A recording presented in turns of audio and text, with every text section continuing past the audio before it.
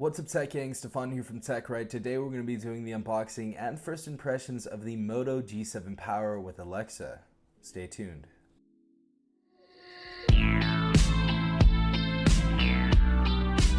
Alright guys, so this phone is going to be $249. This is going to be a fully unlocked phone, so it's going to work with AT&T, Verizon, T-Mobile, Sprint.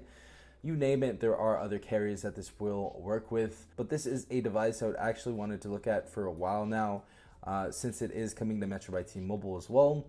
I'm probably going to pick that device up as well, not 100% sure yet, but let's go ahead and check this out. Alright guys, let's go ahead and unbox this out. Taking the top off right here. Obviously we have the phone right here, if you guys see that. We're going to obviously talk about this in a second. Next thing we have in here is the SIM ejector tool. We have the regulatory and safety guide, and of course we have our quick start guide. Next thing we have in here is our turbo power brick, and I believe this is 18-watt fast charging, so super excited about that. Last but not least, we have our data cable, and this is actually going to be USB Type-C, so that's always nice to see. Alright guys, so we have the phone right here, and the color is going to be indigo blue. Definitely like this color, looks really nice. Now, obviously, on the back of this device, we have the fingerprint sensor right here, and I'm pretty sure this fingerprint sensor is actually pretty decent, seeing that the regular Moto G7 fingerprint sensor was good as well.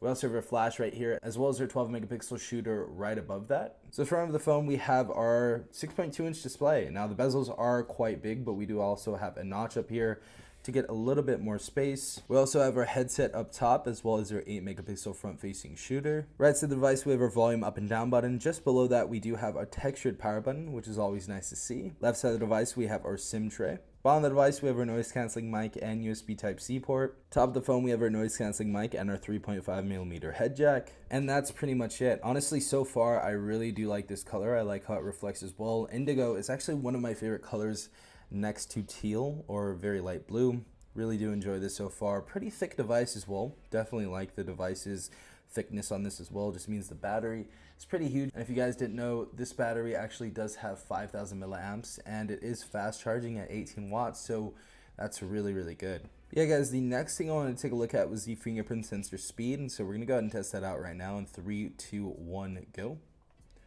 So pretty quick fingerprint sensor right here. Very accurate as well. So this is going to be 10 out of 10. So 100% of the time you should be able to open your phone. Maybe something might happen, but this is a very accurate fingerprint sensor.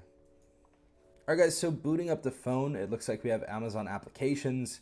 And Motorola usually is Google One. So this is the only bloatware that we're probably going to be seeing on this device. So far it's pretty minimalistic. It is vanilla Android, and it's actually very quick. Now the other thing we see in here is 32 gigabytes of internal storage, and we can expand this via micro SD card. Now, if you guys did not know, this is not going to be a full HD plus display. It is going to be 720p.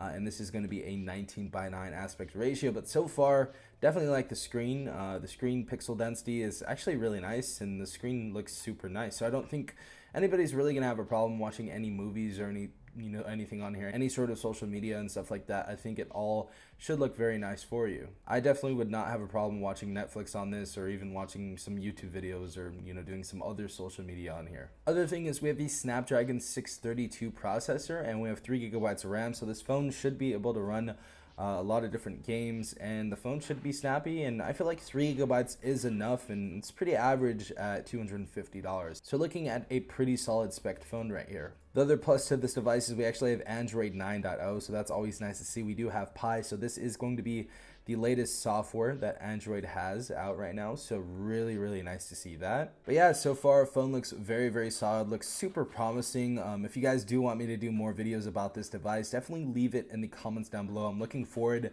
to making more videos on this device, but hope you guys did enjoy this unboxing. If you did, please leave a like down below, as well as subscribing if you're not a part of the Tech Gang already. This has been Stefan from TechRight.